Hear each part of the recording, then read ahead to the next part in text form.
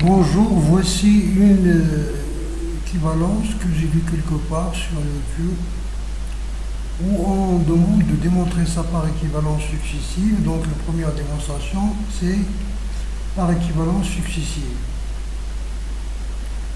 Par équivalence successive.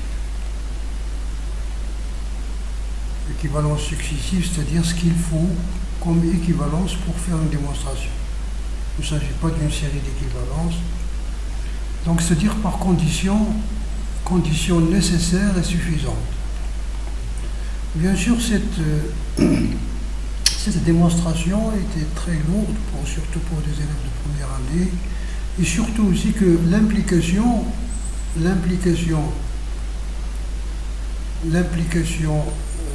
cette implication-là, réciproque si vous voulez, de façon unidirecte et l'autre réciproque, cette implication-là est immédiate.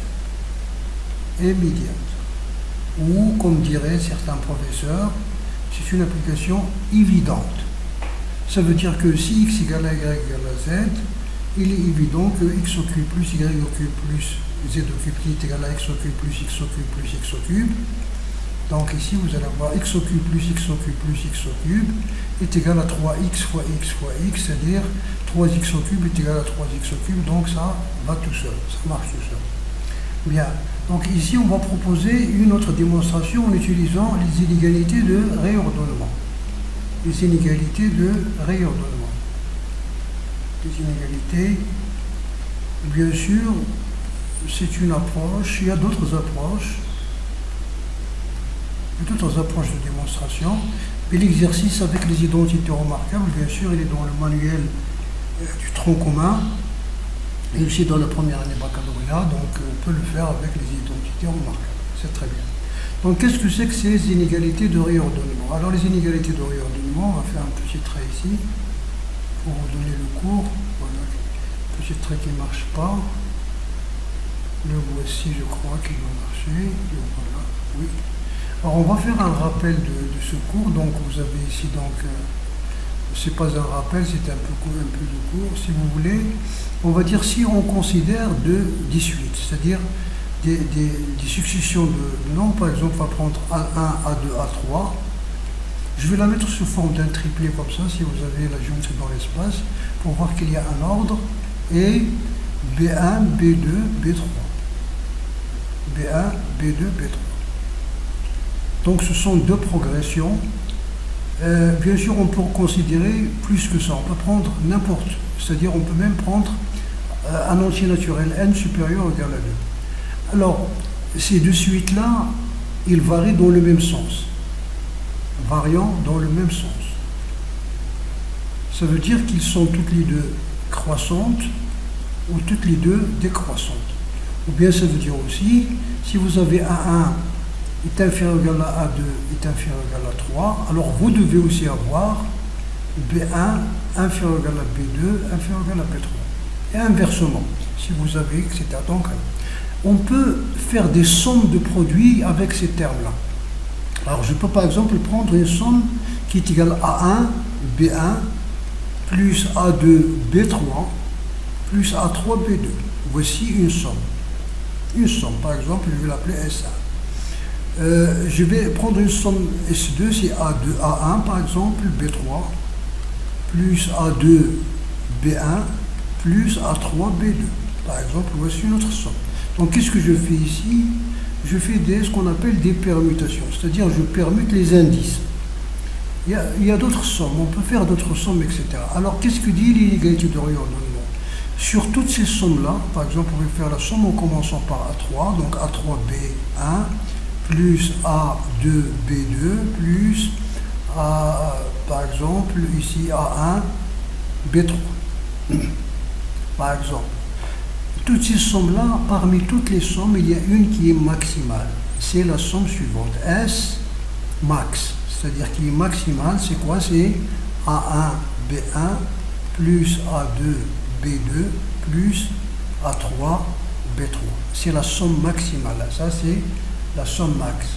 On va faire de la couleur un peu. On va prendre ça. Ça fait longtemps que je n'ai pas utilisé cette couleur. Donc voici ça. Ça, c'est la somme max. Faites attention avec cette condition. Hein. Il faut que les suites évoluent dans le même sens, c'est-à-dire toutes les deux croissantes et toutes les deux décroissantes. Donc, c'est ce qu'on va utiliser ici. Donc, on va prendre... Qu'est-ce que nous avons finalement? Nous avons x au cube plus y au cube plus z au cube est égal à 3xy. Z. Cette équation E, l'équation E est symétrique par rapport à ces variables. Symétrique par rapport à ces variables. Par rapport à x, y, z. C'est-à-dire que si vous remplacez x, c'est-à-dire vous intervertissez, c'est-à-dire vous mettez y à la place de x, rien ne change. Si vous mettez y à la place de z, rien ne change. Si vous mettez z à la place de y, c'est-à-dire il est symétrique par rapport à toutes les variables. Ça veut dire si vous avez, par exemple, si cette équation admet des solutions, si par exemple le triplé 1, 2, 3 est une solution, alors vous allez avoir d'autres solutions. C'est-à-dire vous allez avoir 3 factoriels, c'est-à-dire même plus, vous allez avoir 1, 2, 3, 1, 3, 2, 2, 1, 3, etc. Tout ça seront des solutions de cette équation. Très bien.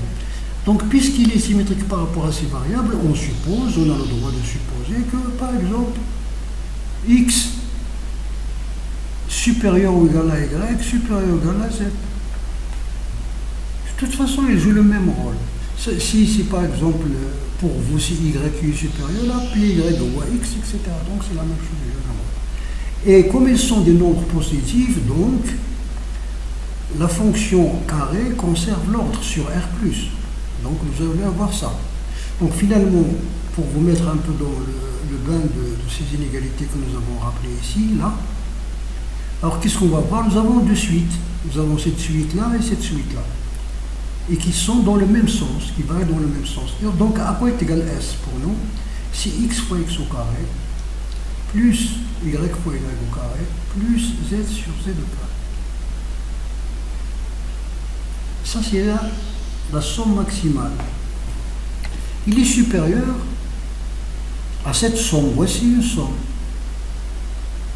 C'est-à-dire, je multiplie par celui-là, puis je multiplie celui-là par celui-là.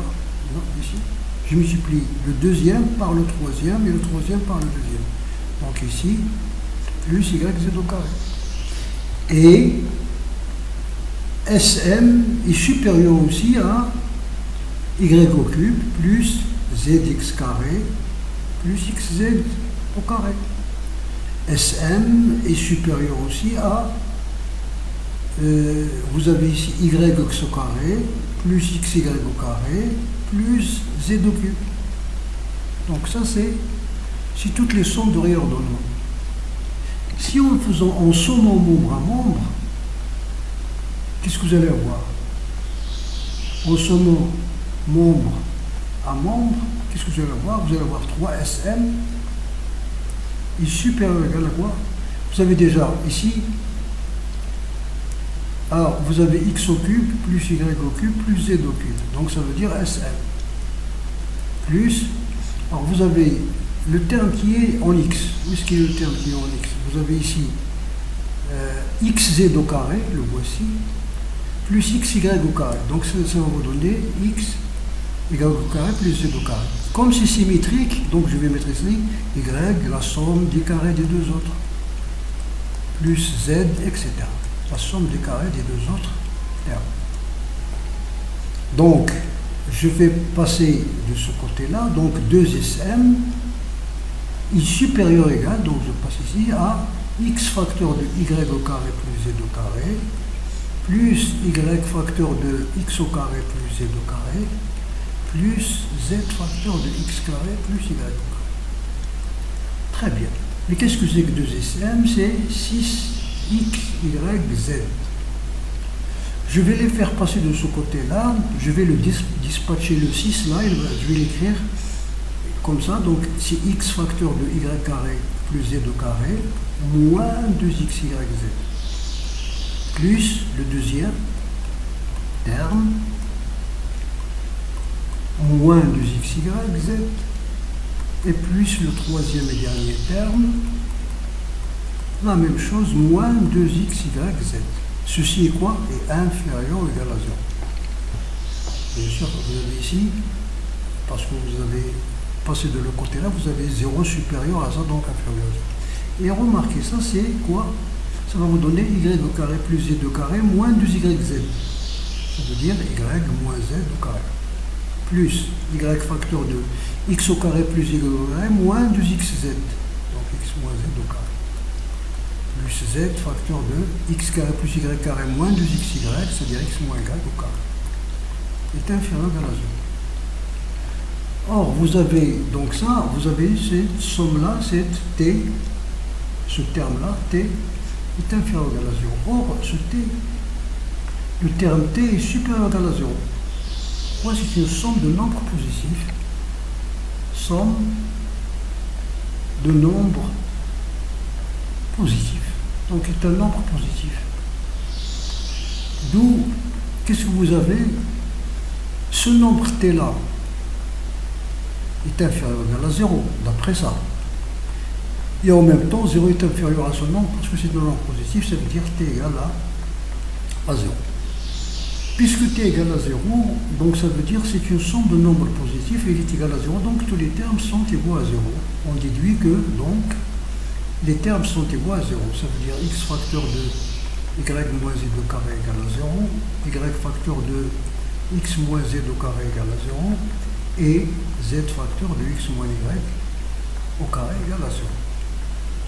D'où,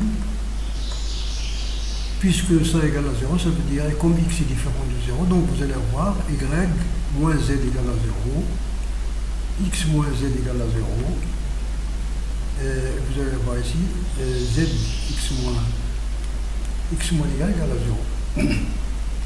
Ça veut dire donc x égale à z, qu'est-ce que ça veut dire ça? X moins z, y moins z, le premier c'est y moins z, x moins z, c'est ça? Donc y c'est très bien. Donc qu'est-ce que vous allez avoir ici? Y égale à z, x égale à z, c'est-à-dire x égale à y égale à z, d'où ce qui achève notre démonstration. Très bien. Alors vous avez ici comme petite remarque que ce sont ici des inégalités de la moyenne, d'accord? Vous pouvez aussi, donc déjà, il est évident que a au carré plus b au carré est égal à 2ab. Ceci bien sûr équivalent à égal à b, c'est normal. Vous passez 2ab ici, vous avez l'identité remarquable. Alors maintenant, pour 3, vous venez de le démontrer. Essayez maintenant de le démontrer pour 4. A4 plus B4 plus C4 plus D4 égale à 4ABCD. Est-ce que si aussi c'est équivalent à dire quoi? A égale B égale C égale D. Bien sûr, ça, ce sont des, bien sûr, A, B, C, D, etc. sont des nombres strictement positifs. Donc ça, ce sont les inégalités de la moyenne. Donc ce sont les inégalités de la moyenne. D'accord? En terminale, vous allez faire ça, vous allez avoir directement l'égalité de la moyenne, c'est-à-dire si vous posez par exemple x au cube égale à a, y au cube égale à b, et z au cube égale à c, vous allez avoir tout simplement, votre inégalité devient quoi? Devient donc a plus b plus c sur 3 est supérieur ou égal à racine cubique de a, b, c. Et ça, bien sûr, c'est l'inégalité de la moyenne, comme celle de a plus b sur 2 est supérieure ou égale à racine de a, b, etc. Donc ça, c'est autre chose. Donc, essayez de montrer celle-là. Essayez de montrer cette deuxième implication-là, ici, en utilisant, c'est la même chose. Donc, éventuellement, vous pouvez aller jusqu'à un certain ordre pour la démonstration. Seulement, les inégalités de réordonnement vont vous montrer cela facilement, tandis que si vous faites avec les inégalités, vous allez patauger un peu avant d'en arriver avec les identités remarquables. Bon, alors une deuxième petite remarque, c'est ce que nous avons dû utiliser. Deuxième remarque, vous avez, si x est un nombre supérieur ou égal à 0, et y supérieur ou égal à 0, et alors vous allez voir que x plus y égale à 0, c'est équivalent à dire x égale à y égale à 0. C'est-à-dire, qu'est-ce que nous avons aussi, c'est la somme de nombres positifs, ou plusieurs nombres positifs, 2, 3, 4, est égal à 0, alors ils sont tous nuls. Vous avez donc ici, c'est l'implication cette implication qui est importante, tandis que l'autre elle est évidente. Si vous remplacez ici x égale à y égale à 0, alors la somme égale à 0. Alors maintenant, ce qui est important, c'est cette implication-là. C'est cette implication. L'autre implication est évidente. Alors pour démontrer cette implication, on va le faire de deux façons. Vous pouvez le faire par contraposé. Vous dites par exemple, voilà, supposons x différent, parce que vous avez ici x égale à 0, ça veut dire quoi? Ça veut dire x plus y égale à 0 implique x égale à 0 et y égale à 0. D'accord? Donc si vous voulez utiliser la logique, donc supposons que x est différent de 0, x différent de 0 ou y est différent de 0. Alors si vous mettez, supposons x différent de 0 ou y différent de 0. Alors vous allez avoir x, si x est différent de 0 ou y différent de 0. Donc vous allez avoir, si x est différent de 0, x différent de 0 implique, et x plus y égale à 0 implique que y est différent de 0. Y qui est égal à moins x est différent de 0. Donc ça veut dire, ça implique que x plus y est différent de 0. Donc, qu'est-ce que vous allez avoir? Par contraposé, vous avez ça. Ou bien, vous faites ça, vous dites par exemple, supposons que x plus y égale à 0. On a x appartient à R+, y appartient à R+. Ce sont des nombres positifs. Si x est différent de 0, et comme x, y égale à moins x, ou bien x égale à moins y, alors nous avons x appartient à R+, et x égale à moins y, ça veut dire x appartient à R-, parce que y appartient à R+, et moins y. Ça veut dire que x appartient à R+, inter R-, qui est égal au singleton 0. Ça veut dire x égale à 0.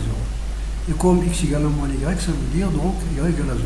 Donc normalement ça on ne le fait pas, on l'utilise à chaque fois, nous disons que si une somme de nombres positifs est nulle, alors tous ces termes sont nuls.